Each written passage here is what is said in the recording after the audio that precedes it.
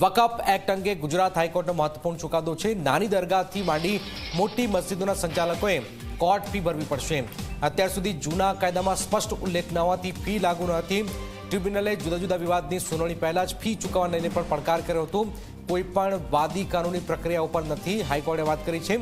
જુદી જુદી 150થી પણ વધુ અરજીઓને હાઈકોર્ટે નિકાલ પણ કર્યો છે।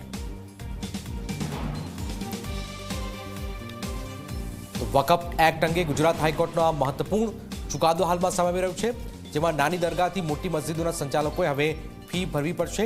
સંચાલકોએ કોર્ટ ફી ભરવી પડશે।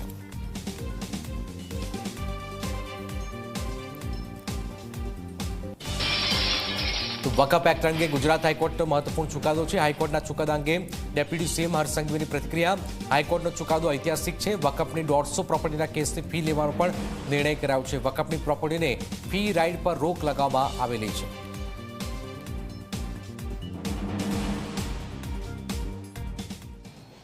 વકફની મિલકતો સિવાયના બધા જ ધર્મના કોઈ બી ટ્રિબ્યુનલ કેસીસ અગર કોર્ટમાં લડવાના હોય તો એની કોર્ટ ફી લેવામાં આવતી હતી, પરંતુ વકફ પ્રોપર્ટીને કોઈ બી પ્રકારની કોર્ટ ફી વસૂલવામાં નહીં આવતી હતી।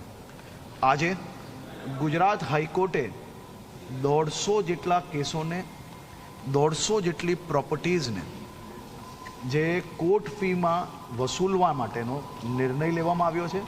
આ ઐતિહાસિક ચુકાદો છે।